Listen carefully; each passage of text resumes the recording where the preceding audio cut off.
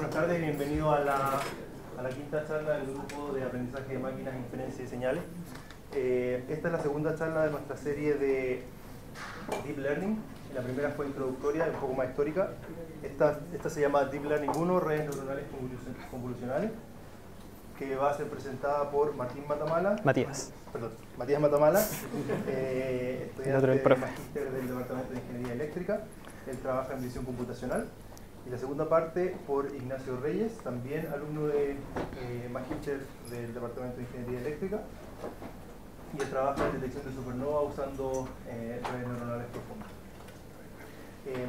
Esta serie de charlas de Deep Learning está organizada por el grupo GAMES junto con la comunidad de Machine Learning de la facultad, que es liderada por Matías Ignacio, Angelo Falchetti y Cristóbal Silva.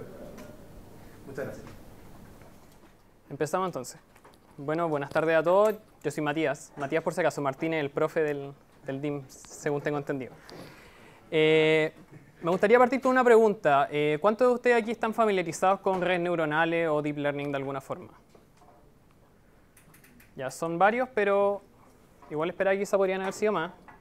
De todos modos, eso es bueno porque, como les decía Felipe, esta presentación consiste en dos partes. Primero yo voy a hacer como una introducción, algo un poco histórico, generar un poco ahí de discusión con algunos, planteando algunos temas. Y después Ignacio ya se va a meter de lleno dentro del tema de redes neuronales convolucionales, que es el tema que él maneja. ¿Ya? Entonces, vamos a partir con algo clásico, que es que últimamente, buscando en internet, uno ve las noticias, uno se encuentra con este tipo de cosas en general, ¿no es cierto? Pues allá hemos hablado de AlphaGo, del computador que venció al campeón de Go hace unas semanas atrás. También algunas veces en algunos sitios más de economía hay noticias de este estilo, que cada vez más empresas están empezando a adoptar Deep Learning, este concepto que está de moda dentro de su empresa, dentro de su forma de analizar datos, dentro de su esquema de trabajo. Entonces el tema de moda aquí es Deep Learning. Y como decía Felipe también, quisimos hacer algo en conjunto de GAMES, que es el grupo de aprendizaje máquina, inferencia y señales, junto con la comunidad de Machine Learning que se fundó hace una semana atrás. Y decidimos hacer un ciclo de charlas de Deep Learning para cubrir un poco estos temas, para ponernos al día también, para que sirva a la comunidad para conocer estos temas que están de moda y que muchas veces nos están cubriendo dentro de los mismos cursos o en los grupos de investigación, entre otras cosas. Entonces, hoy, estas son las tres charlas que tenemos planificadas. La de hoy día, que es de redes neuronales convolucionales. El 6 de mayo, que es la próxima semana, se va a hablar de redes neuronales recurrentes, que iba a estar a cargo de Angelo, que está por ahí. Y el 13 de mayo vamos a hablar principalmente de aplicaciones, ahí va a presentar Cristóbal y tenemos que organizarnos bien para ver qué cosas queremos poner acá para hablar de todo un poco. Entonces hoy día nos vamos a enfocar en esto. Entonces la agenda, más que nada por organizarnos. Primero una breve historia de las redes neuronales. Felipe ya vio un poco de esto la semana pasada, pero lo vamos a repasar aquí y solamente enfocarnos en lo que son las redes neuronales. Después acá está la parte de discusión. ¿Por qué redes neuronales? ¿Por qué usamos esto? ¿Por qué no usamos otro? ¿Por qué dejamos de usar quizá ahora Support Vector Machine u otro tipo de técnicas de Machine Learning que se usaban mucho hace un tiempo atrás? ¿Y por qué está de moda esto? Y después ya entrar de lleno en redes neuronales profundas, convolucionales, cómo se usa generalmente una red convolucional, qué cosas hay que tener en cuenta, y hablar también, ¿por qué no?, de Deep Learning en la facultad, qué se está haciendo actualmente. Y advertencia. Esta no es una sesión práctica, pero tenemos considerado hacer algunas sesiones más prácticas más adelante, organizadas por la comunidad de Machine Learning. ¿Ya? Entonces ahí la idea sería ver software, ver cómo se usan los toolbox, las herramientas que existen actualmente. Lo estamos planificando, así que esperamos tener novedades en el corto plazo. Partamos con la historia, entonces. Yo creo que aquí la mayoría debe saber de que las redes neuronales claramente tienen un origen biológico por la neurona de McCulloch-Pitts, que es este modelo que está acá abajo. Si uno hace la analogía con una red neuronal biológica, es muy parecido al modelo de una neurona habitual. Acá están las dendritas, el axón, el núcleo.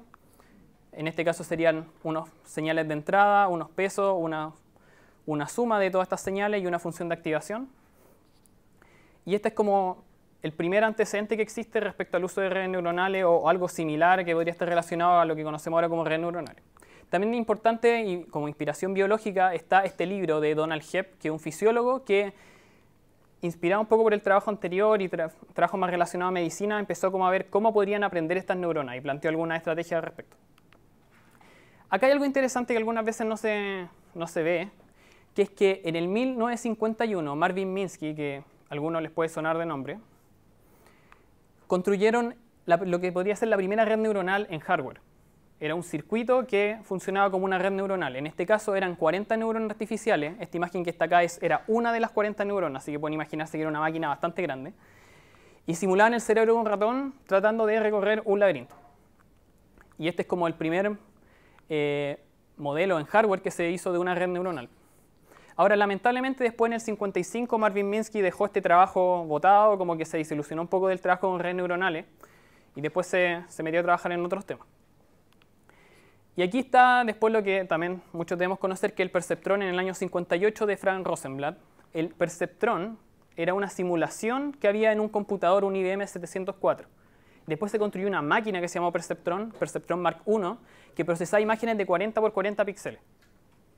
Ahora, lo interesante de esta historia, y que es algo súper importante para entender un poco por qué estamos ahora trabajando en esto, que fíjense lo que dijo alguna vez Frank Rosenblatt, dijo que el perceptrón, esta máquina súper rústica, puede diferenciar entre un perro y un gato. O sea, a esa altura, la gente ya pensaba de que toda esta tecnología iba a evolucionar de una forma en que esta máquina que era súper rústica iba a ser capaz de diferenciar entre esas cosas. Incluso en otra entrevista decía que iba a ser capaz de pensar, razonar, tener conciencia. Entonces, aquí hay algo que está muy ligado a la historia de la inteligencia artificial en general, que es como lo que ahora se le llama el hype, que siempre como que se exageran un poco las cosas y se hacen ver como que van a ser, son mucho más complejas y pueden lograr un grado, en este caso, de inteligencia mucho mayor al que en verdad son. Y en el año 58 ya se veía un poco de esto. Después los 60 hubieron algunas mejoras en las reglas de aprendizaje, que esto se habló la vez pasada. Y acá se oscurece un poco los tiempos. Entonces, el primer invierno de la inteligencia artificial. ¿Qué pasó aquí? Minsky, el mismo Minsky de antes, que estaba desilusionado de las redes neuronales, junto con Seymour Papert, que tiene unos trabajos en educación, de hecho fue uno de los fundadores del lenguaje Logo, hicieron un libro, que está acá, Perceptrons, en el que tomaban todo lo que había hecho Rosenblatt y trataban de explicarlo con teoremas, con una teoría matemática súper fuerte detrás, y encontraron que tenía varias limitaciones en su momento. ¿Qué pasó con esto? El trabajo era tan grande de que la gente se desilusionó y interrumpieron el trabajo en redes neuronales por 10 años. Porque dijeron, todo está listo, ya se demostró que no tienen más capacidad, no hay nada más que hacer aquí. Entonces, esta fue la primera vez en que declinó la investigación en este tema. Y aquí el problema como más grave que había era el problema del XOR, que se llama, que es que tenemos conjuntos de este estilo que un perceptrón, como esa unidad que habíamos visto antes, no es capaz de clasificar correctamente. Además, esto consiste con la historia de la inteligencia artificial, con que hubo como una crisis que estuvo ligada con que la empresa y los gobiernos empezaron a invertir mucho dinero en inteligencia artificial, como investigación en sí, pero se dieron cuenta que todo el dinero que habían invertido dejó de perder, o sea, no estaban llegando a ningún término bueno, no estaban obteniendo los resultados que esperaban. Entonces se empezaron a desfinanciar muchos proyectos y aquí hubo un periodo de crisis en general, no solamente para las redes neuronales. El tema es que igual se hicieron cosas interesantes entre medio, por ejemplo, que estuvieron inspirados por otras áreas más que por desarrollo en redes neuronales solamente. Entonces, están inspirados por el procesamiento de señales, reconocimiento de patrones, modelamiento biológico. Acá hay un trabajo de Fukushima, que es un japonés, que empezó a hacer unos primeros trabajos usando redes neuronales para extraer características de imágenes, que vamos a ver después, 10 años después, lo que se llamó el neocognitron, que es como una red neuronal convolucional muy antigua, que no tuvo el éxito que se esperaba, pero es como uno de los primeros redes neuronales convolucionales que existieron. También acá en el 74, Paul Werbos aplicó backpropagation a redes neuronales. Backpropagation se conocía mucho tiempo atrás, más que nada por el lado de las matemáticas, pero no se había aplicado a redes neuronales para entrenarlo. Después que en los 80, como les decía, apareció el neocognitron, que es esta estructura que está acá, que si alguno ha visto cómo es la arquitectura de una red neuronal convolucional, que después les va a mostrar Ignacio también, es parecido a esto, la idea es muy similar, solamente que no tenían idea de cómo podían entrenarla. Y junto con este trabajo, en paralelo, aparecieron otras cosas que revivieron un poco el interés por las redes neuronales. Está Hopfield, que hizo redes neuronales recurrentes que funcionaban como memoria asociativa. Y también se redescubrió backpropagation y se aplicó a redes neuronales.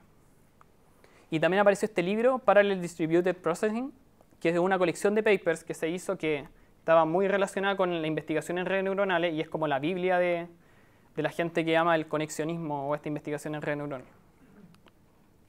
Lamentablemente hubo otro invierno. De nuevo se oscureció todo y nuevamente inspirado por estos fracasos que tenía, que todos tenían las expectativas muy altas en inteligencia artificial, pero no se están obteniendo los resultados. Por ejemplo, una gran parte de de la investigación que se hacía, se usaba Lisp, pero necesitaban máquinas específicamente para trabajar con Lisp. Entonces, después empezaron a aparecer los otros computadores como de uso más masivo, se empezaron a hacer más populares esto y era muy caro seguir trabajando con Lisp, así que Lisp quedó abandonado. Los recursos computacionales empezaron a ser más escasos. Los sistemas expertos también empezaron a desilusionar un poco a la gente. En general hubo ahí un tema medio complejo que produjo de nuevo una desmotivación por los sistemas de inteligencia artificial en general.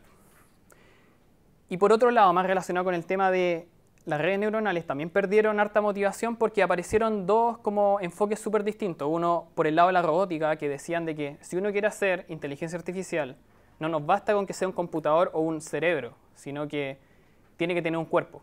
Y eso es lo que se llama inteligencia embebida, que ahí está Brooks, que es un tipo que investigaba en robótica. Tiene hartas teorías relacionadas con la relación entre el cuerpo y también como la mente, como se puede decir. Y aparecieron los SVM, que ganaron mucha más popularidad en estos tiempos. Aquí, sin embargo, apareció la primera red neuronal convolucional como las conocemos ahora, inventada por Jan LeCun, que es la LeNet 1, después hizo la LeNet 5, y básicamente lo que hacía es que era capaz de detectar números manuscritos. También después acá hay un video muy simpático, que es de estos tiempos, del 93, ahí está Jan LeCun, mucho más joven que ahora, claramente. Y se puede ver cómo funciona su sistema. Acá están los dígitos y su red neuronal era capaz de identificar qué dígito estaba en cada uno. Entonces ahí iba probando con distintos dígitos, algunos escritos en máquina, otros a mano. La idea que para qué se usaba esto era con el servicio postal, poder detectar qué letra, qué número habían escrito la misma gente que mandaba cartas. Como todo se hacía a mano, se necesitaba alguna forma automática de poder reconocer qué dígito era cada uno. Ya, este video está en YouTube en todo caso por si quieren verlo, porque más allá de eso y ver a sus compañeros de laboratorio que saludan después, el valor histórico es lo más importante de este video. ¿Eso ya era una red convolucional? Era una red convolucional. Ya después en los 2000, bueno, se realizaron ahí algunos avances más que nada teóricos, no ganaron tanta popularidad hasta el 2006 cuando aparece el concepto de Deep Learning como lo conocemos ahora, porque se logra entrenar una red profunda, que es una red neuronal con muchas capas, de una forma como, no sé si llamarle óptima, pero al menos se pudo entrenar, porque antes el problema es que tenía tantas capas que era imposible entrenarla, pero aquí en el 2006 sí se pudo. Entonces acá empezó como el boom de nuevo. De hecho, de aquí 2009, 2012, 2013 hasta ahora, yo creo que ya hay historia conocida, todos sabemos las cosas que han logrado las redes neuronales en los últimos años. Entonces, todo esto ya es terreno conocido para todos, yo creo. Ahora, la pregunta, y aquí quería como generar un poco de discusión, o sea, o por último dejarles la pregunta en su cabeza, es como, ¿por qué usar redes neuronales? ¿Por qué están de moda las redes neuronales? Aquí hay muchas opiniones personales, tengo que admitir, porque tenemos ahí algunas discusiones dentro de nosotros mismos, los que estamos en la comunidad de Machine Learning, si es que quién tiene razón, quién no, quizás es un tema interesante. Y al menos en lo personal yo creo que es interesante igual incluir en la discusión de que todo el tema de las redes neuronales tiene harto del hype, como les decíamos, que es como que está de moda. Por ejemplo, uno busca redes neuronales, Deep Learning en Google y aparecen imágenes como esta, ¿no? Aparece el cerebro con los cables, aparecen cosas así como que se ven bien bonitas y sofisticadas, que da la impresión de que todo esto es muy complejo e interesante. Aparecen las neuronas, de hecho aparecen cosas así bien bonitas. Pero incluso habíamos pensado que la portada fuera así, porque así estamos más a tono con todo lo que sale en internet. Pero el tema es que eso está sugiriendo que hay una problemática igual actualmente que existe, que es que la gente tiene una visión errónea también a veces de las redes neuronales o las tiende como a sobreexigir lo que en verdad son capaces de hacer. Pero este es un problema que siempre ha existido en la inteligencia artificial en general. O sea, ya lo vimos en la historia como Rosenblatt en el año 59 decía, no, esta máquina que tenemos acá va a ser capaz de aprender y va a tener conciencia y va a detectar cosas, va a ser capaz de reconocer un montón de cosas, pero en verdad no pudo. Entonces el tema de la moda está siempre muy ligado a la historia de inteligencia artificial y entonces uno empieza a encontrar cosas de este estilo que en verdad igual son graves. Dicen, como las redes neuronales funcionan, entonces son inteligentes. ¿Pero qué inteligencia? ¿A qué le podemos llamar inteligencia? ¿A qué cosa no le podemos llamar inteligencia? Es un tema bien grande esto. Y uno igual podría estar quizás horas discutiendo acerca de si las redes neuronales son inteligentes o no. Lo más grave es cuando empiezan a pasar cosas de este estilo. Las redes neuronales explican cómo funciona el cerebro. Entonces ahí como que se nos está dando vuelta en la argumentación.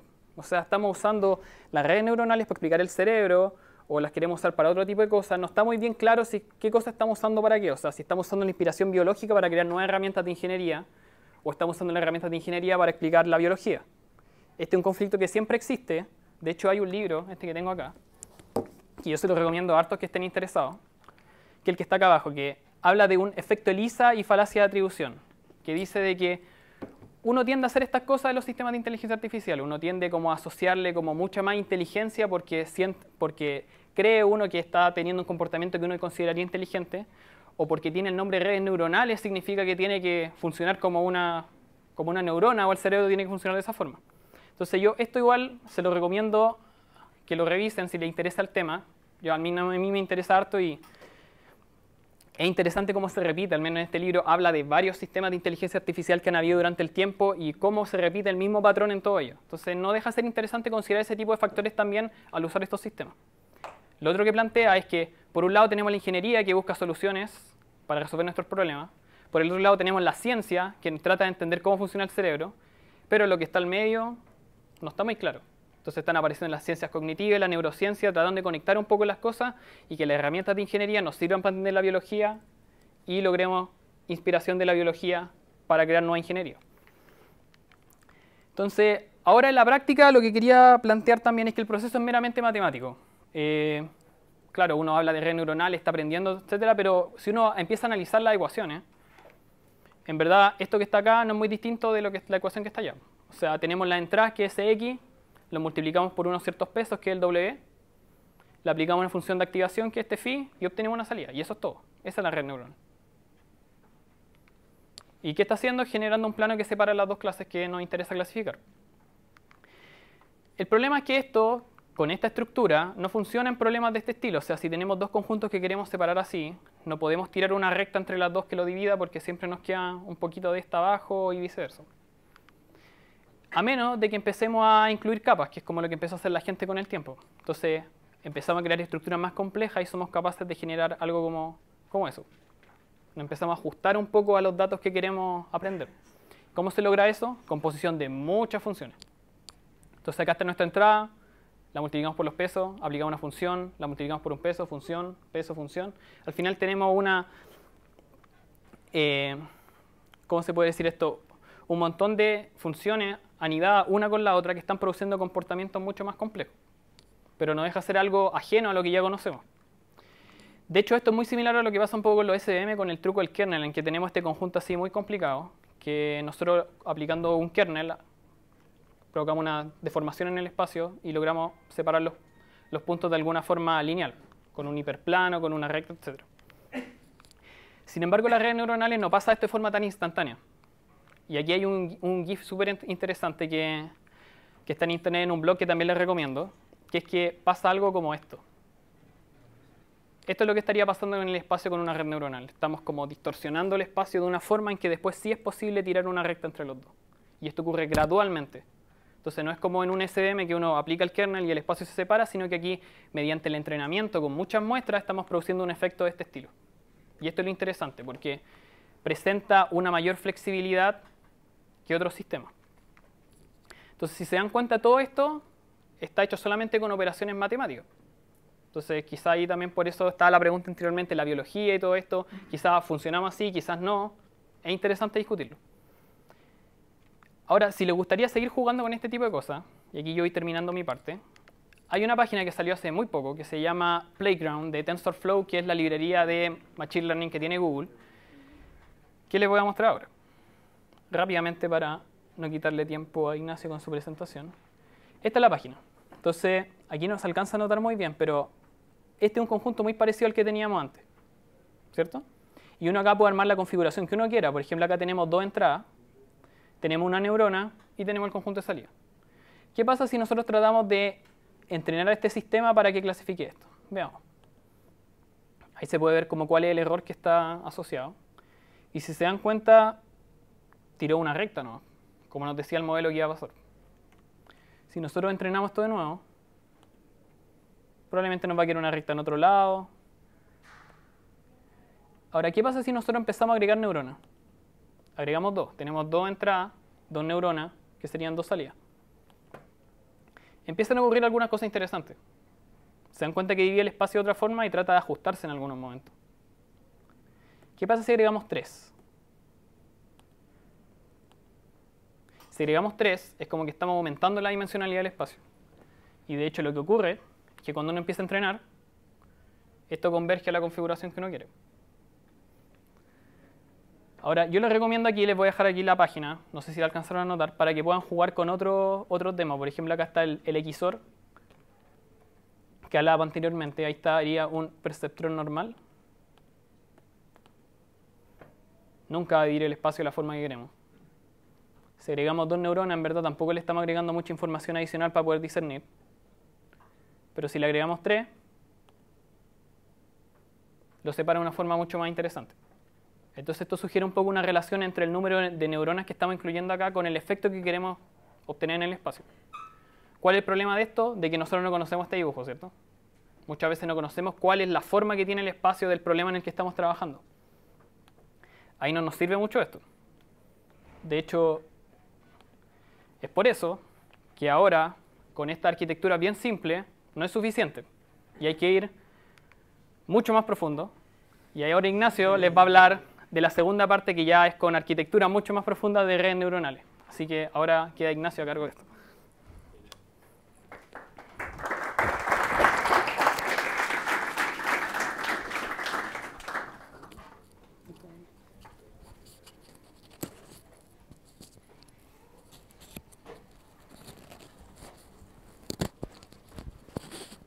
Se escuchará. No está con amplificación, ¿cierto? No. Bueno, hola a todos. Yo les voy a seguir presentando acerca de redes neuronales convolucionales. Les advierto, sí, que la página que les mostró Matías es bastante adictiva. Yo perdí harto rato jugando ahí. Entonces tengan cuidado con eso. Permiso, tengo una pregunta. Sí. No han definido qué es un red neuronal convolucional. Eso solamente porque están combinando distintas salidas por toma pesos.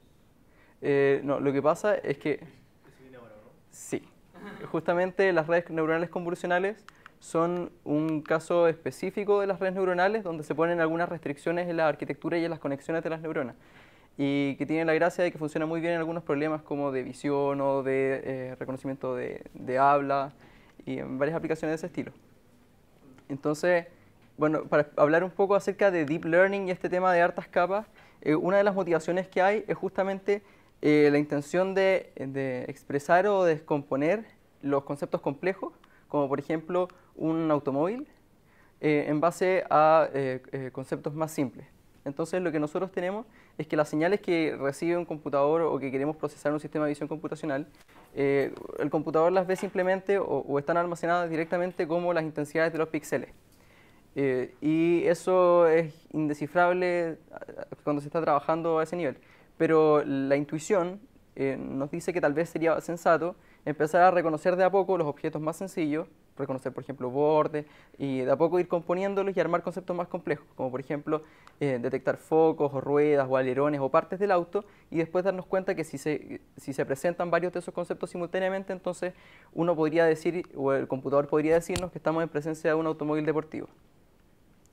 Y hay también motivaciones relacionadas con eso, donde nos dicen que si nosotros estructuramos estas unidades de cómputo, como por ejemplo las neuronas, de manera jerárquica, es decir, como composición en varias capas, se puede ser más eficiente o se requieren menos unidades que si las colocamos en sistemas menos profundos y colocamos, o sea, y vamos a necesitar más de esas neuronas. Ese tema se toca un poco en un paper de Joshua Bengio del año 2009, en Learning Deep Architectures for AI, creo que se llama. Entonces, ¿qué son las redes convolucionales? Acá les presento un esquema de más o menos cómo se ve una red neuronal convolucional. Este es un paper de Yale Khan del año 98, donde uno tiene básicamente la entrada, que en este caso la señal es una imagen con una letra A, y lo que uno hace es aplicar sucesivas capas, sucesivas operaciones. En el caso de las redes convolucionales, las operaciones son principalmente operaciones de convolución, operaciones que se llaman de pooling o de subsampling, y al final uno utiliza neuronas conectadas con todas, como las que mostró Matías en un momento, donde son como estos perceptores multicapa que se conectan al final. Y lo que uno hace es tratar de pasar desde la señal de entrada, desde, por ejemplo, una imagen, a una señal de salida que sea, por ejemplo, el valor de la etiqueta. Si uno tiene un problema de clasificación, quiere discernir entre 1000 clases, que nos diga al final, una de las neuronas se active y nos diga, yo soy auto deportivo. Entonces, el tema es que eso no es muy profundo y nosotros de verdad queremos ir más profundo porque funciona mejor. Entonces, uno puede tener, los grafos empiezan a parecerse a este. Cosas como con muchas unidades de cómputo que se van conectando hacia abajo. De hecho, este dibujo solamente está representando una red neuronal, creo que tenía 9 capas, pero por ejemplo en el trabajo del año pasado del grupo que ganó la competencia de ImageNet, que es una competencia de clasificación de imágenes, ellos han experimentado con redes neuronales de hasta 1000 capas para hacer clasificaciones en un dataset que se llama CIFAR. Entonces realmente el agregar más capas pareciera ser algo bien poderoso y hay varios papers que van en esa línea. Ahora, entendiendo un poco la misma idea que les mostraba antes de pasar de lo simple a lo complejo. Hay un trabajo de Seiler y Fergus, del equipo de Clarify, donde tratan de entender qué está ocurriendo en estos sistemas, en estas redes convolucionales, y lo que hacen es visualizar lo que va pasando nivel a nivel. No voy a entrar en detalle respecto a cómo se generan estas imágenes, pero la idea es hacer una interpretación de lo que está ocurriendo con los datos en esa parte del modelo. Entonces, en las partes más cercanas a los datos, en la primera capa, en la primera operación que se está haciendo, básicamente nuestro modelo está detectando objetos sencillos, como por ejemplo bordes. Y de a poco los empieza a componer y empieza a reaccionar ante estímulos más complejos, como por ejemplo algunas curvas, algunas líneas. Después de las capas superiores uno empieza a detectar neuronas que se activan frente a rostros o frente a un ojo o alguna curva. Y así en adelante uno se da cuenta también que aparecen aquí unos dígitos, algunas estructuras complejas, unas ruedas. Entonces, en cada capa se van estructurando y se producen activaciones ante fenómenos más complejos. Se pasa desde lo sencillo a lo complejo. ¿Sí? Para generar imágenes de este tipo donde la resolución va creciendo la profundidad de la capa, ¿es necesario tener un filtro de convolución, una ventana de convolución que vaya achicándose a medida que tú vas entrando a la capa? ¿O los filtros de convolución tienen siempre el mismo tamaño? En general, los filtros de convolución suelen tener tamaño, o por lo menos lo que yo he visto es que los filtros de convolución suelen tener más o menos tamaños similares. Suelen ser filtros pequeños y estructurados en varias capas. Pero lo que se hace aquí para poder generar estas imágenes es que se hace un proceso donde se toman los estímulos y se vuelve al espacio original mediante un proceso de deconvolución que inventaron estos chiquillos para tratar de entender qué está ocurriendo. Pero si entonces hay ventanas del mismo ancho y la red es capaz de rescatar mayor resolución hacia adentro, es porque ese filtro también se está entrenando, ¿cierto? Claro, sí. El filtro también tiene parámetros que se entrenan, el filtro no es fijo. Sí, eso es lo que lo voy a mencionar después, pero justamente lo que entrenamos en este caso, los pesos, son justamente estos filtros. Nosotros vamos adaptando los filtros para que empiecen a reaccionar ante estímulos cada vez más complejos. Ante estímulos que más se repiten, supongo. Claro. Entonces, hay un detalle también interesante que aprovecho de mostrarles, que yo no mencioné, por ejemplo, aquí lo que significa el eje X. El eje X aquí significa el tiempo de entrenamiento. Entonces, mientras más a la derecha del monito representa las últimas iteraciones de la entrenación del modelo, del entrenamiento del modelo, y lo que uno se puede fijar es que, por ejemplo, en las capas superiores, o en este caso los parámetros que están en los niveles más complejos o tratando de rescatar la información más compleja del sistema, recién empiezan a activarse o a reaccionar en las últimas etapas del entrenamiento. Entonces, uno a veces tiene la tentación de parar el entrenamiento y pensar de que ya terminó y que, no sé, 100.000 iteraciones es suficiente, pero a veces vale la pena esperar un poco más para esperar a encontrar buenas soluciones. Ahora para... Sí lo voy a decir después, pero estoy hablando de entrenamiento y no sé si yo soy muy ignorante. Tampoco sé lo que es la aplicación de la operación de convolución.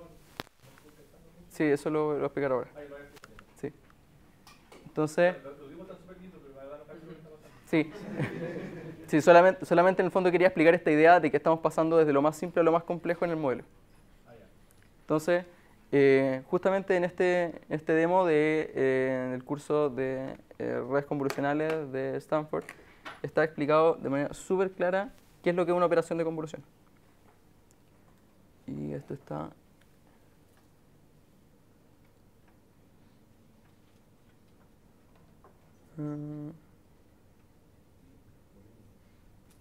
creo que está aquí.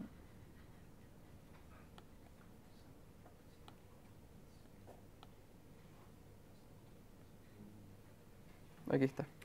Una operación de convolución lo que trata de hacer es pasar un filtro de convolución, una matriz, sobre los datos, y lo que hace es calcular sucesivamente productos internos.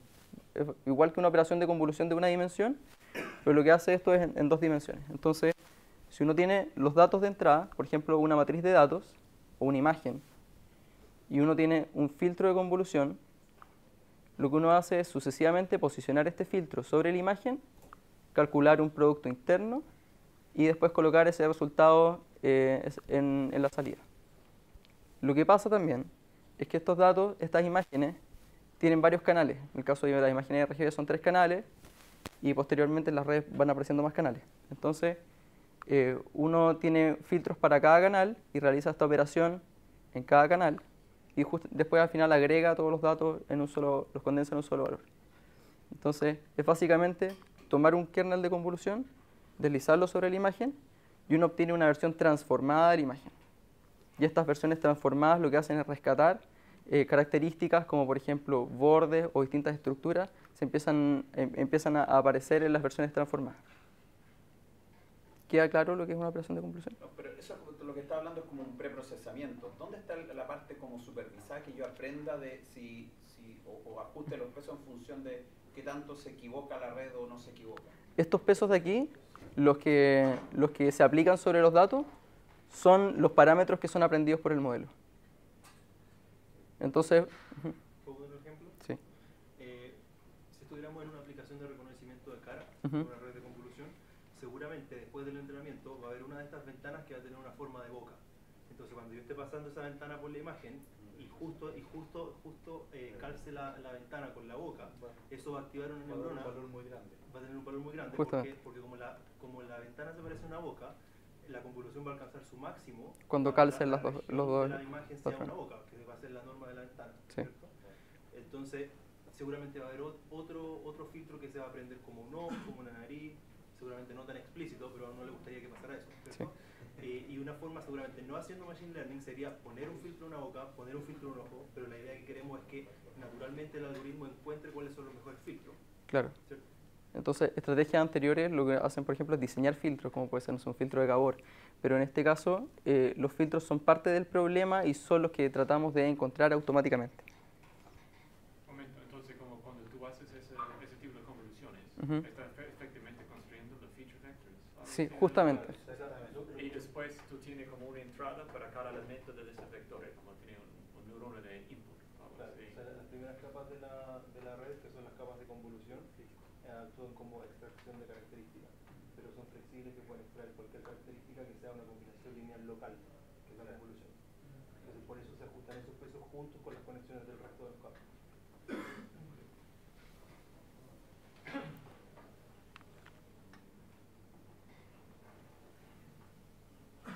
En este caso Sí. simple, habrían cada matriz de 9 pesos y tenemos 6 matrices, o sea, 54 pesos en esta. En este de acá, sí. Sí. Entonces, eso igual nos da una idea de que la cantidad de parámetros a solucionar en el problema de optimización escala rápido. ¿Y dónde está esto? Aquí. Una pregunta. Sí. Yo no entendí muy bien con qué convolucionas la imagen, con qué tipo de filtro usas. O sea, en la animación GIF eran unas matrices de color rojo. Sí. ¿Esos son los filtros que diseñaste tú? Esos son los parámetros que se aprenden en la red. Los filtros no están fijos, los filtros se aprenden. Pero con algo uno convoluciona con la imagen, ¿o no? Tiene un valor inicial. Claro, Tiene un valor inicial, Pero eso es el resultado. O sea, contra algo la imagen la convoluciona con una función, ¿o no? Lo que hago primero, sí, para que quede claro. Lo que hago primero es, yo parto desde cualquier valor de los filtros, los inicializo de alguna manera y calculo la transformación de mis datos hacia adelante en el modelo. Y lo que hago después es optimizo el valor de estos parámetros para que la salida sea la que yo quiero. Minimizo una función de error.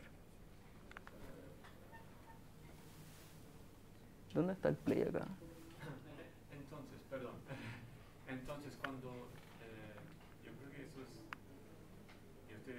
voy a preguntar, pero yo creo que estoy justo empezando a entender lo que Felipe dijo antes. Solo empezando. Entonces, está diciendo que básicamente como las primeras capas, esto tiene básicamente como, no sé, para cada píxel de la imagen, por ejemplo, tú vas a tener un neurona de input, algo así. Y después, la red está diseñada tal que cuando tú combines esas cosas usando distintos pesos para construir todos los láminas subsiguientes y todo eso, que la estructura de las conexiones, cuando tú haces el cálculo, los sumitorios sobre WX y bla, bla, todas las maneras distintas combinaciones, etcétera, etcétera, que eso resulta en duplicar la doble integral de la convolución. Y después está aprendiendo como los valores de no estoy seguro de lo de la doble integral, porque después de la primera convolución hay una capa de pooling que es un downsampling de la imagen. Lo que pasa es que la imagen, después que convoluciona, sigue teniendo el mismo porte, pero como convolucionaste, la resolución baja mucho. Entonces no es necesario que propagues toda la información, puedes hacer un subsampling de la imagen.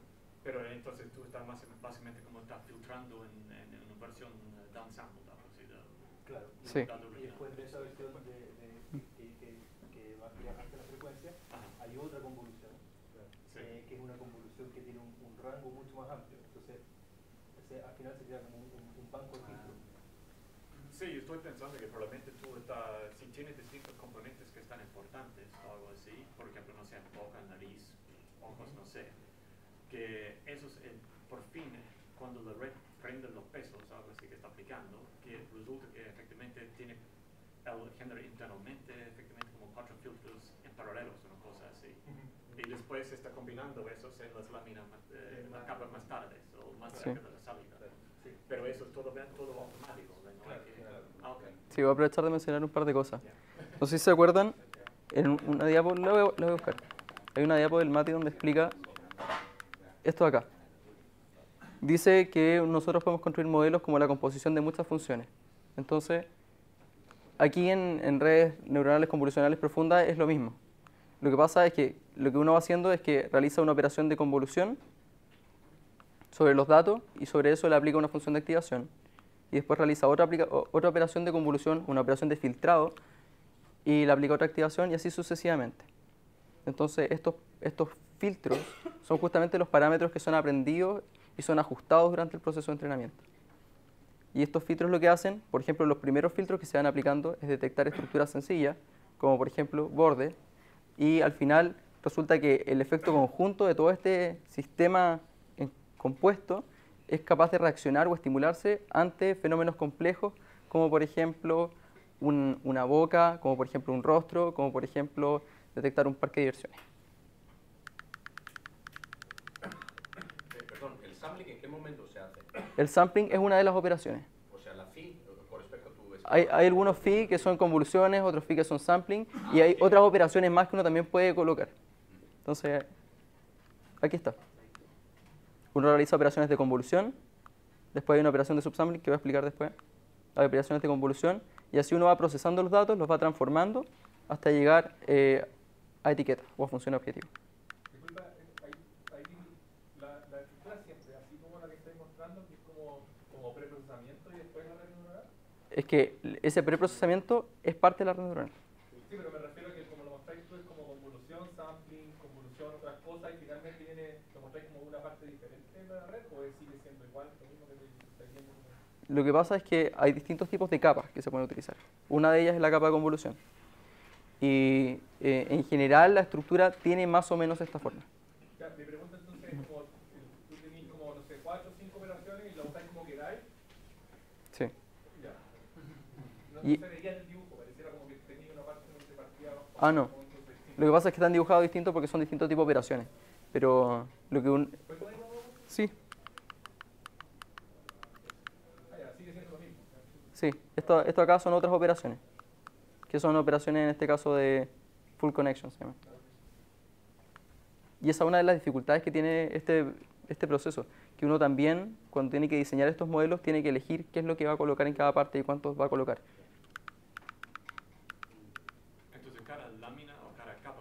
Sí. de la red es básicamente diseñado para emular como una operación, como ese tipo de operaciones que se usan en LTE filtros y cosas así, como sampling, Sí.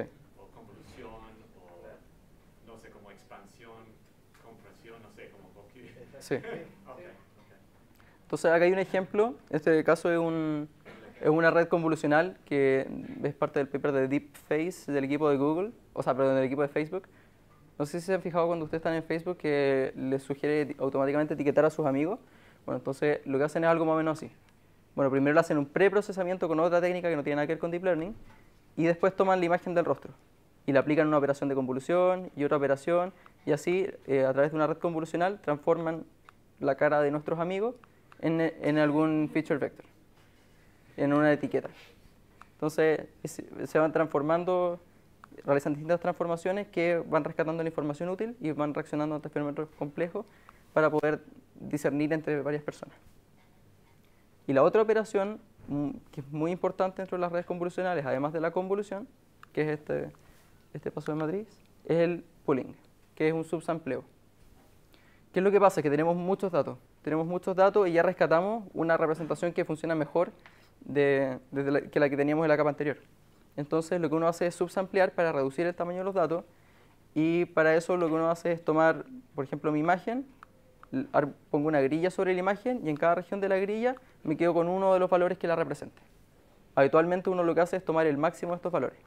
Entonces si uno tiene esta imagen en una capa, a la capa siguiente, después del subsampleo, tiene esta versión, donde me quedo con los valores más grandes. Pero hay que tener mucho ojo porque esta operación es agresiva. O sea, es obvio o es directo que estamos perdiendo información. Aquí no es, esta operación no se aprende. No, esta operación es determinística, es dura. Sí. Entonces eso está definido y tú puedes tomar promedio, tomar max o min. Sí, eso queda a elección del ingeniero que está detrás de la red. Esa es la parte, el arte. Ese es el arte. Pero, pero eso igual es dentro de la red neuronal. Eso también es parte de la red neuronal. Es solamente cómo se, entonces la regla para combinar o eso solamente sale del diseño de las conexiones. ¿Resulta en eso? O también hay que cambiar. Nosotros tenemos que elegir dónde vamos a colocar estas operaciones en el modelo. Entonces, el modelo al optimizar no nos dice exactamente dónde hacer un subsample y dónde no. No, pero cuando si basta subsampling, no sé, si está haciendo, no sé, tomando el valor más grande, como en un grupo o una cosa así, Sí. eso significa que tú tienes que insertar, hay una operación de max en un parte. Sí, justamente. En vez de un sumatorio, entonces Sí. probablemente no está combinado, no es una capa típica. No, esta no es una capa de convolución, es otro tipo de capa que va entre dos operaciones de convolución. Claro, gracias. Y ahora una demo justamente para tratar de aterrizar todo lo que les acabo de contar. ¿Dónde está el mouse? Ahí está.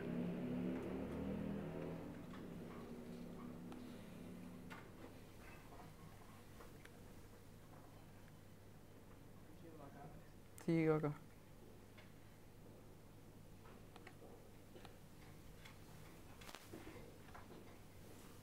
Y es la pestaña del lado. Entonces aquí les voy a mostrar una red convolucional corriendo y viendo qué es lo que le hace a los datos, cómo se ven estas operaciones sobre los datos. Entonces, lo que pasa es que nosotros le damos como entrada, en este caso un dígito manuscrito, y al aplicar una operación de convolución, le aplica distintos filtros a esta imagen y se obtienen versiones transformadas como esta. Yo creo que ahí se ve clarito más o menos qué es lo que está pasando. Entonces en alguna detecta filtros verticales, es como que aplicar un filtro vertical, un filtro horizontal. Y esos de ahí son los pesos que son unas matrices pequeñitas. Y bueno, ahí están los gradientes que son los que se están propagando para ir actualizando estos parámetros. Y después hay varias operaciones que se están realizando, que es justamente toda esta composición de funciones. Esta es una función de activación no lineal, donde solamente nos deja la parte positiva. Aquí hay una operación de subsampleo, que es donde nos quedamos con una versión más pequeña de lo que teníamos antes. Y en este caso nos quedamos con el máximo de las regiones. Después aplicamos otra convolución. Después aplicamos una función de activación. Y así uno puede ir armando estos modelos y jugando.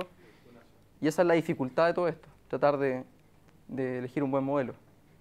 Y al final de la red, el modelo nos entrega esta salida, donde se activa, en este caso, de acuerdo al dígito que va entrando. Entonces, por ejemplo, hay una neurona que está asociada al dígito 5, y cuando hay un 5, después de aplicar todas estas operaciones, resulta que para el dígito 5 se activa, si es que está bien entrenado. ¿Tenía alguna animación del entrenamiento de esta red? Bueno, ahora está siendo entrenada en vivo, de hecho. ¿La estoy entrenando? ¿No? Sí, la estoy entrenando en el navegador. Ah, bueno. Y... Yo pensé que la estabais probando. O sea, sí, la está entrenando y va probando al mismo tiempo. Y lo que hace acá es que ahí nos va mostrando cómo disminuye el error en la medida que van pasando las distintas iteraciones. ¿Qué? ¿Con qué la estoy entrenando? ¿Cuál es ¿El algoritmo de entrenamiento? No. ¿Qué es lo que le estáis pasando para entrenando? Ah, le estoy pasando muchos dígitos manuscritos con sus etiquetas respectivas. No sé. ¿Qué? Ah, sí. igual, pero repetir lo mismo nomás. Esa es la primera. Sí. Bueno, ahí nos está mostrando uno de los dígitos. Sí, esta es una base de datos de 60.000 números manuscritos. Ah, sí. Y hay varios ejemplos de... De hecho, aquí está... Claro, aquí lo que hace son los mismos dígitos, pero van cambiando de repente como con cuáles se confunden en la medida que va entrenando. Y en general el problema de reconocimiento de dígitos manuscritos sobre este dataset es relativamente fácil de resolver con una red convolucional, con un nivel de error menor al 1%.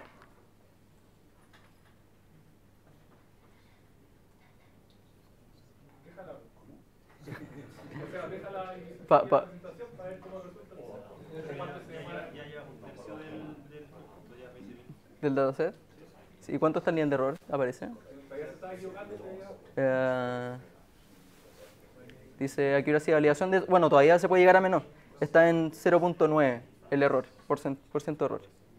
Ah, ¿no está el accuracy? String accuracy 98.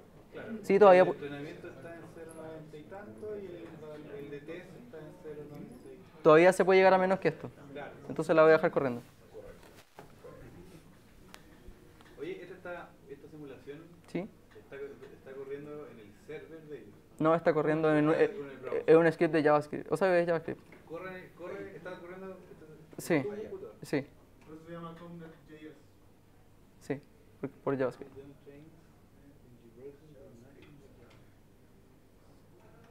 Oye, en estas redes tenéis problemas de overfitting. Sí. Entonces no la podéis dejar corriendo. No. Pero de ahí miramos en qué parte lo hizo mejor y hasta ahí nomás miramos. ¿Es parte del arte también? No, hay que saber cuándo detenerse y hay estrategias para evitar el overfitting. Entonces, Andrés Carpati fue el que partió haciendo la implementación de ese sistema y hay más gente que ha seguido colaborando con ese modelo. Entonces, en la práctica. Bueno, se han dado cuenta de que son varias operaciones las que aplicamos sucesivamente, que hay que elegir muchas cosas, que hay que ver cómo colocamos esto. Y es un problema de optimización difícil. O sea, a veces uno puede tener 150 millones de parámetros que tiene que optimizar. O sea, yo nunca he trabajado con 150 millones de parámetros, pero sí he trabajado con más de 1 millón de parámetros. Y eso es con un par de capas nomás. Entonces, ¿cómo se hace esto? Lo que es muy útil y lo que ha impactado harto en que esto haya funcionado ahora y no antes son estas dos variables. Bueno, además que se ha avanzado en la parte teórica y se le tiene más confianza, entonces esto también permite avanzar. Por una parte los datos, tener datasets grandes que puedan tratar de rescatar mejor cuáles son las distribuciones de los datos o cuáles son las distribuciones que están detrás de los datos, es muy útil y hace una diferencia importante. O sea, no es lo mismo tener una base de datos con 1000 ejemplos que tener una base de datos con 100 millones de ejemplos etiquetados. Y por otra parte, tener hardware ad hoc que sea rápido computando esto hace la diferencia entre demorarse un par de horas en entrenarlo o estar varios meses calculando esos parámetros. Entonces, por ejemplo, el uso de tarjetas gráficas, ya sea GPU, computación en tarjetas gráficas, marca una diferencia importante en cuanto a la performance del proceso de entrenamiento y ajuste de estos parámetros. En ese sentido, NVIDIA ha tomado la bandera del Deep Learning, ha generado bastante hardware y software apropiado y ahora está teniendo los frutos. Como esto está funcionando, la harta gente le compra sus tarjetas, incluidos nosotros. Entonces, y por otra parte hay grandes bases de datos que permiten jugar con estos procesos. Por una parte tenemos ImageNet, que es una base de datos de imágenes etiquetadas que tiene más de 14 millones de imágenes etiquetadas, de todo tipo, imágenes de perros, de gatos, de árboles, de todo. Y hay otras bases de datos como la JFT, que es una base de datos de Google, que yo encontré en un paper que estaba leyendo donde la mencionaban, pero es una base de datos privada, que tiene 100 millones de imágenes etiquetadas en 15.000 categorías.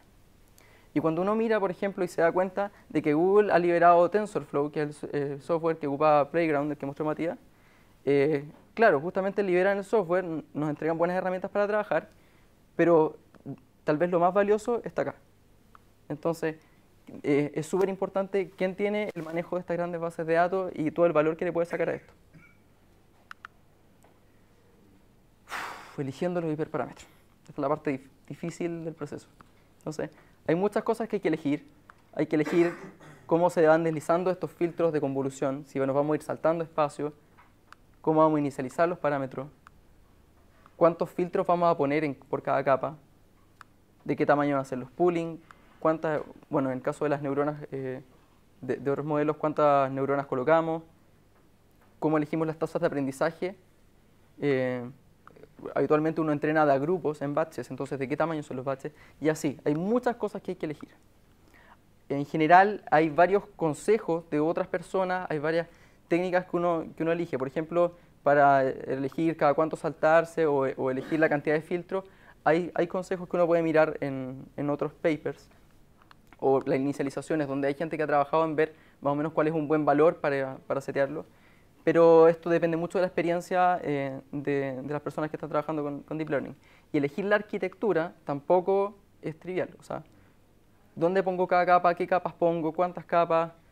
Eso, por una parte, mucha heurística, ver la experiencia de los demás. Y las herramientas que uno sí tiene es que pueda hacer validaciones cruzadas, ir probando con distintos valores de los hiperparámetros y quedarse con el mejor sobre el conjunto de validación. Pero comprenderán que si una red demora 3 semanas en entrenar, no es tan rápido el proceso de ajuste de los modelos. Por otra parte, uno sí puede hacer algunas cosas, como mirar los valores de los gradientes en los procesos de optimización y ver que no pasen cosas raras, ver las curvas de aprendizaje y ver cuando uno está sobreajustando los modelos a los datos, y tratar de hacer cosas como inspección, como esos dibujos que les mostraba, de que trataban de ver qué estaba pasando dentro de la red. Uno también puede hacer esas cosas y tratar de entender dónde está fallando nuestro modelo. Después hay algunas cosas que voy a pasar más o menos rápido. Uno puede ocupar distintas funciones de activación. En general, por ejemplo, está esta función que se llama ReLU, que es simplemente una función rampa y que tiene la gracia de que funciona bien, entrena rápido y nos hace más feliz la vida. Después hay otras técnicas, por ejemplo, esta es una técnica justamente para evitar el sobreajuste de los datos, donde uno apaga estocásticamente algunas neuronas, las apaga apagando aleatoriamente, y eso permite que no se pongan de acuerdo entre las neuronas y fallen en los mismos casos. Y esto sí es muy útil, y lo aprovecho de mencionar, que es el tema de transferencia de conocimiento. Si uno está trabajando en un problema de reconocimiento o de visión por computador, un problema en general, una estrategia muy buena que ha funcionado es entrenar en una base de datos grande, como por ejemplo esta base de datos de 14 millones de imágenes, y tomar ese modelo listo, y si yo quiero solucionar un problema particular, no sé, por ejemplo quiero detectar los robots que tengo jugando fútbol en el tercer piso, tomo mi modelo que ya está listo y lo único que hago es pegarle una pequeña ajustada con los pocos datos que tengo sobre las últimas capas de mi modelo. ¿Por qué? Porque en general la experiencia nos dice, y algunos experimentos nos dicen, que las primeras capas son buenas extrayendo características generales de imágenes. Entonces, si uno ajusta los últimos parámetros de más alto nivel del modelo, logra buenos porcentajes de clasificación. Este es un paper donde hacen eso, toman una red neuronal y le hacen un ajuste sobre que está entrenando un dataset general y lo prueban distintos otros problemas y se dan cuenta que de hecho muchas veces uno le puede ganar a la solución no deep learning haciendo este truco con transferencia de conocimiento. Entonces, el mejor estado del arte antes de deep learning era el verdecito, y con una red neuronal entrenada para otro problema, pero con un ajuste fino para que funcione en nuestro problema, en general logran performances similares o en algunos casos hacerlo mejor. ¿Qué es el verde? Dice best state of the art. Sí. ¿No dice qué es? No, es que depende del problema. Ah, ok. En cada, por ejemplo, en este problema de reconocimiento de flores, a lo mejor la mejor estrategia es ocupar SIFT y no sé, y algún clasificador. Entonces lo que hacen ellos lo comparan contra eso, es un modelo que está entrenado para clasificar todo tipo de imágenes con un pequeño ajuste y en general funciona tan bien o mejor, puede ser un poquito peor, pero en general es más o menos, logra una excelente performance. Y esto es algo que uno debería probar si está trabajando un problema de clasificación de imágenes o de visión por computador más o menos general. Esta es la base de datos de ImageNet. Bueno, esta es la competencia sobre la base de datos de ImageNet. Todos los años lo que se hace es que se llama a este desafío, donde básicamente se les entrega una base de datos, se publica, y distintos equipos en el mundo, distintos equipos de investigación, tratan de resolver este problema y entregan su modelo para ver que también lo hace en el problema de clasificación. Y nos damos cuenta que hasta antes del año 2012, cuando todavía no se empezaban a ocupar redes convolucionales o no se ocupaba Deep Learning, en general el error de clasificación sobre esta base de datos estaba en torno aquí al 30-25% de error en un problema de clasificación, no recuerdo si son 200 o 1000 categorías. Pero el punto importante aquí es que el 2012 el equipo de la Universidad de Toronto, de Geoffrey Hinton, de Krzyzewski, utiliza Deep Learning y se manda un salto importante respecto a la performance que se llevaba los años anteriores. Y de ahí en adelante Deep Learning se comió toda la participación en esta competencia y en muchas otras competencias, y los resultados han ido mejorando progresivamente y sostenidamente durante los años, ocupando distintas variaciones de redes convolucionales con distintos trucos y nuevas cosas que se han descubierto. Y bueno, esta competencia incluso salió en la prensa respecto al avance y a la buena capacidad que tienen ahora estos modelos para clasificar imágenes en general. Bueno, y ahora, ¿qué es lo que estamos haciendo en Bochef utilizando estos juguetes? Es, por ejemplo, lo que estoy haciendo yo es aplicarlo en detección de supernovas. Entonces, está el proyecto HEATS, que es el High Cadence Transient Survey, donde se obtienen imágenes desde el cielo con una alta frecuencia y se tratan de detectar estos fenómenos, estas explosiones estelares, que son las supernovas, que son fenómenos bastante tenues. Entonces, hay mucha gente que está involucrada en este proyecto, aquí en el CMM, en el Instituto Millennium de Astrofísica, en el Lab de Inteligencia Computacional del DIE. Estamos trabajando sobre estos datos también con la gente del Institute of Applied Computational Science de Harvard, y estamos utilizando también los recursos del NLHPC. Entonces, en particular en este proyecto, utilizar redes convolucionales para hacer la detección de supernovas, están involucrados Guillermo Cabrera, Francisco Forster, Pablo Esteves, Juan Carlos, Maureira, y estoy yo trabajando en esto. Y los datos vienen de este telescopio que está en Cerro Tololo. Entonces, ¿cuál es el problema? Uno tiene dos imágenes del cielo en distintos momentos y quiere detectar cuando hubo una explosión. El problema es que estas explosiones son muy tenues.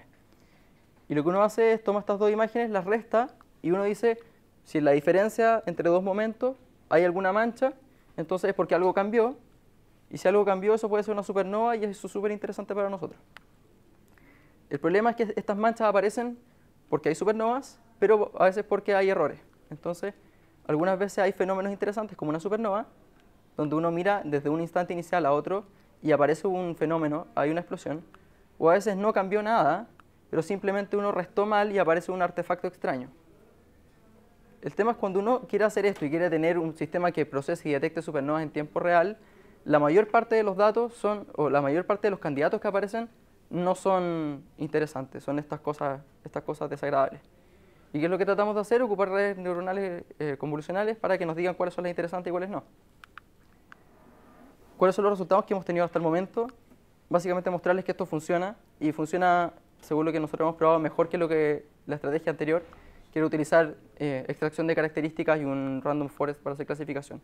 Esta es una curva DET, donde estos son niveles de falso negativo y de falso positivo. En palabras simples, más cerca de esta esquina es mejor, menos falso. Y notarán que la red convolucional tiene mejor performance en el rango útil que la red, que el sistema de random forest, y mejora la accuracy de clasificación. Esto en la práctica, ¿qué significa? Que si en una noche nos aparecen 100.000 de estos artefactos y nosotros queremos detectar cuáles son las supernovas, que a lo mejor son 20 de esas 100.000, nosotros lo ponemos a operar el sistema en un nivel razonable de falsos positivos. Y con un random forest hay 4 supernovas que nosotros no vamos a encontrar, pero con un mejor clasificador como el de Deep Learning, solamente son 2 las que perdemos. Entonces, sí hay una diferencia significativa y sí tiene un impacto en la ciencia que se hace con los datos. Bueno, esa ha sido la presentación. Muchas gracias. Y ahora a resolver las dudas que seguro que tienen que haber quedado.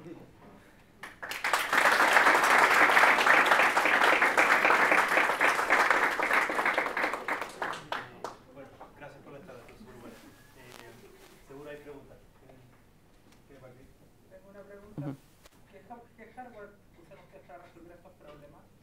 Por ejemplo, para el problema de detección de supernova, estamos utilizando unas tarjetas gráficas NVIDIA, en este caso unas K20. Pero hay otras más poderosas y en general, pero en general se ocupan tarjetas gráficas. Sí. Cuéntanos de tu red.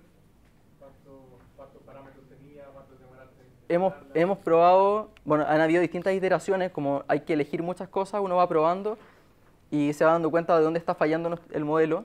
En este caso, este modelo, si no mal recuerdo, anda por los 700.000 parámetros y se demora algo así, más de 24 horas en entrenar. ¿Cuánto la entrenar? El dataset son de imágenes pequeñitas, son imágenes en este caso de 21 por 21 y él tiene 1.250.000 imágenes para entrenar. ¿Tenéis 700.000 parámetros?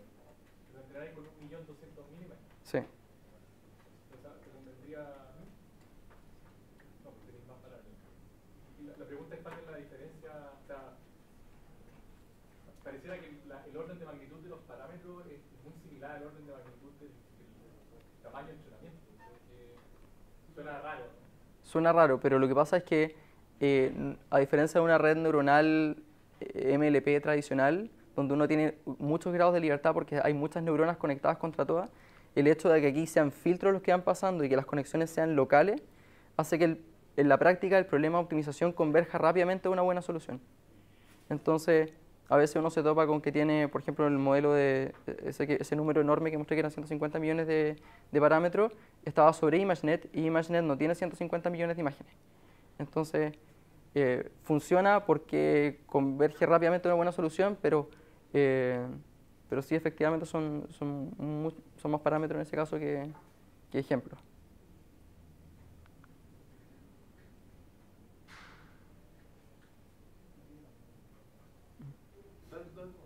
Respecto al entrenamiento, tú mencionaste que, bueno, creció el número de el tamaño de los datasets, por eso la cosa progresó bastante y también porque se le metió más capacidad de cálculo. Con respecto a eso tenía 2 preguntas. Uno, que la electrotécnica backpropagation usa gradientes porque ahí tú tienes operaciones que no son diferenciales, como cuando haces el subsampling. Sí. Y lo otro es que si hubieron realmente mejor algorítmica o simplemente se le metieron más datos y más tablas y todo. Sí, las 2 cosas. Sí, lo que se hace aquí es que uno calcula, al final de la red construye una función de error. Por ejemplo, puede ser el error cuadrático medio entre el target y lo que sale. Y hace el backpropagation. Uno calcula el gradiente y lo propaga hacia atrás con regla a la cadena. Cuando tú vas con un no diferencial, en el caso por ejemplo, en el que toma el máximo, lo único que hace es que el gradiente se propaga solamente hacia la que activó. Solamente desde donde vino el máximo, por ahí se sigue propagando. Sí, y la gracia es que, por ejemplo, con el software que estamos trabajando nosotros, que es Ciano, nosotros llegamos, definimos toda esta función compuesta enorme y le ponemos derivar. Calcula la derivada analítica de esta operación y va reemplazando los valores. Entonces, es bien bonito. De hecho, uno puede generar el grafo que... ¿pero no usan derivación automática? Sí, ese deriva automáticamente. Hace derivación simbólica. Y también hay otros frameworks donde tienen que implementar las derivadas para cada capa y las van pasando de una a la otra. ¿Pero esa diferenciación simbólica o numérica? O sea, ¿deriva las funciones? Simbólica. Ya, no numéricamente. No. Ya. Y después, claro, le reemplazan los valores cuando los propaga. En general, todos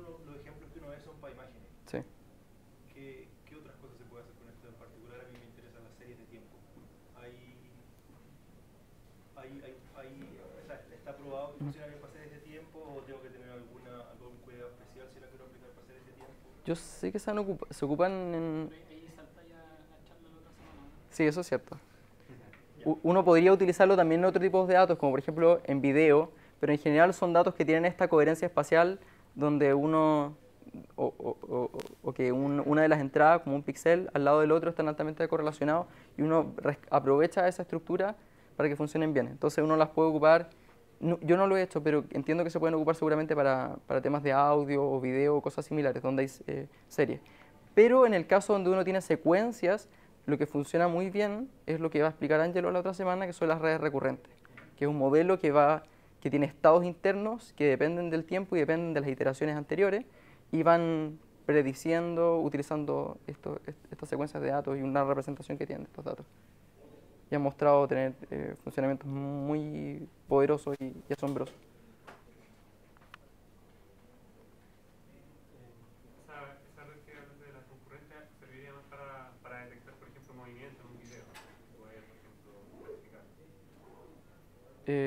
Probablemente. Yo no he trabajado personalmente con las redes recurrentes, pero sí. Uno, por ejemplo, tal vez podría utilizar algún framework combinado donde para la parte de imágenes utiliza una estructura red convolucional y la enchufa dentro de un sistema con memoria, un sistema recurrente. Y bueno, en el caso, por ejemplo, de Ciano, uno le pone derivar y hace todo el cálculo por detrás. Pero sí.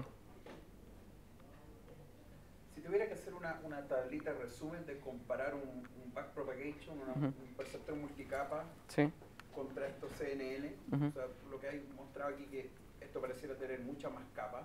Sí. Me genera esto es feature extraction dentro de la red. Sí. ¿Qué otras más diferencias estamos? Con respecto a las redes neuronales más tradicionales, claro. La restricción, por ejemplo, en el caso de las convolucionales en particular, está la clara restricción de la arquitectura, donde cuando uno tiene una neurona o el valor que toma una neurona después de la operación de convolución es la convolución de un filtro con un espacio local, no es con toda la entrada. Entonces, hay esa restricción marca la diferencia en el problema. Tienen más capas y... ¿Qué otra diferencia encontraste tú, Mati? ¿Estructuralmente hablando? Solamente la estructura. Yo quería aportar ahí la capa de convolución se puede ver como la típica capa fully connected, pero con un montón de los pesos Se te van a hacer. Entonces, el backpropagation es súper similar al caso normal, solamente que hay un montón de cosas que están repetidas o que están cero, entonces tengo que sumar un par de gradientes, ¿no? Para multiplicarlo por la cantidad de veces que lo recupero.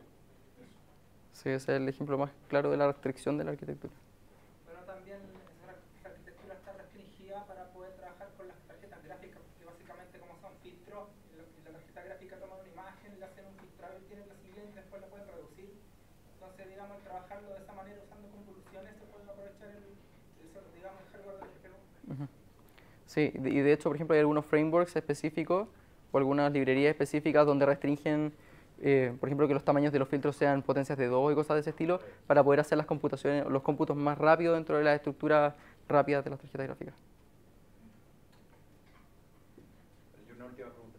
O sea, ¿y esto no funcionaría con los places de iris setosa, digamos, o sea, necesitáis aquí muchos datos? Ese es un buen punto. Si uno pesca una red con 150 millones de parámetros y le pasa, bueno, en el caso de iris, si uno le pasara, por ejemplo, las imágenes de las flores del dataset de iris, que no sé cuántas serán, pero no creo que sean más de 1000, tal vez. Entonces, supongamos que son 1000. Difícilmente voy a llegar a una solución razonable con 1000 datos sobre 150 millones de parámetros. Pero lo que yo puedo hacer es tomar mi red enorme, entrenarla con un dataset enorme, como ImageNet, y después los últimos parámetros de la última capa los ajusto con mis 1000 ejemplos. Y eso, que es lo de transferencia de conocimiento, eso funciona bien. O es algo que uno debería probar. O sea, estoy aprovechando los features que encontré en el... Aprovecho los features que encontré en el otro, porque el otro extrae buenos features en la práctica, para imágenes naturales o de propósito general. Eso es decir, que cuando tú haces la luego de entrenamiento usando, no sé, la flor y algo así, tú pasas la flor por la red, pero tú congelas todos los pesos de las primeras capas que están haciendo el feature. Y solamente actualizo los últimos pesos. Ah, ok. El backpropagation es con la de profundidad 3 y de ahí va, no sigue. Sí, tal cual. Sí. Habría que tener igual cuidado con el overfitting con ese método, ¿no? Claro, porque si uno lo hace con la última capa y la última capa tiene muy pocos parámetros y resulta que tengo varios datos, claro, puedo que sobreajuste un poco. Igual ahí está la regularización entre medio, ¿no? Sí, hay varias. Uno tiene también parámetros de regularización y técnicas de regularización, como por ejemplo el dropout, drop connect. Uno puede aplicar explícitamente sobre la función objetivo regularización L2 o L1 de los pesos, y eso también permite controlar un poco los sobreajustes. Dale. Si yo quiero explicar algo que no sea imagen, que no tenga tampoco tantos datos, en este caso, por ejemplo, me sirve entrenarla primero con muchos datos, por ejemplo, de imágenes, y después ahí no puedo usar la misma red. Ahí es mejor usar otro tipo de... ¿Cómo qué tipo de datos, por ejemplo? No sé, si quiero, por ejemplo, procesamiento de lenguaje o alguna otra cosa que no sea como procesar imagen. Claro, si el modelo, o sea, si los datos son muy distintos o tienen otra naturaleza respecto al de... Claro, si no tienen esa estructura espacial, difícilmente. Y cuando uno quiere hacer transferencia de conocimiento, en este caso desde ImageNet, algo que es totalmente distinto, como una supernova, tampoco uno puede esperar que funcione decentemente. Comentando también eso, una de las cosas que se está haciendo últimamente es una cosa que se llama embedding, word embedding, la gracia es que tú puedes traer las cosas del lenguaje al mismo espacio que traer las cosas de lo visual. Sí. ¿Ya? Entonces yo tengo una imagen que tengo un caballo y tengo una palabra caballo escrito, por ejemplo, en cosas relacionadas. Por ejemplo, tengo una imagen de un caballo caminando y lo entreno con la palabra caballo caminando, ¿cierto? Entonces ahí yo tengo información adicional, ¿cierto? Información sobre cómo se forman cómo se estructura el lenguaje a partir de la imagen. Entonces, las traigo las dos al mismo punto y entreno sobre eso, y finalmente sí puedes usar cosas como las redes convolucionales para ayudarte a aprender a decir palabras, ¿ya? Y eso es algo que está súper de moda ahora. Por ejemplo, le muestro una imagen y me dice qué hay, ¿ya? Oye, acá hay una mesa y arriba hay un libro, y me dice las cosas importantes, no me dice que abajo había un bicho, no importa, son las partes importantes de la imagen. También hay otro problema interesante que salió ahora último que se llama Visual Question Answering, que es como responder preguntas visuales. Entonces, si hay una foto con alguien con un perro comiendo y uno le pregunta quién está comiendo, responde el perro. Entonces, en ese problema que es nuevo, ¿sí? No, el sistema responde que el perro está comiendo. Entonces, básicamente, en este problema nuevo, digamos, dado una imagen, se hace preguntas sobre la imagen y se obtiene una respuesta. Claro, y ahí se combinan varias cosas. Por una parte, el sistema de visión, el sistema de lenguaje natural y el sistema de preguntas-respuestas. Entonces, ahí uno empieza a unir los bloques y a generar algo un poco más inteligente. Pero hay que tener cuidado con el hype y no pensar de que porque esto funciona bien o porque pueda tener un nivel de accuracy similar tal vez al de un grupo de personas en un grupo específico de categoría, significa que estamos cerca de llegar a la inteligencia artificial de propósito general o algo por el estilo. Ahí hay un gap importante.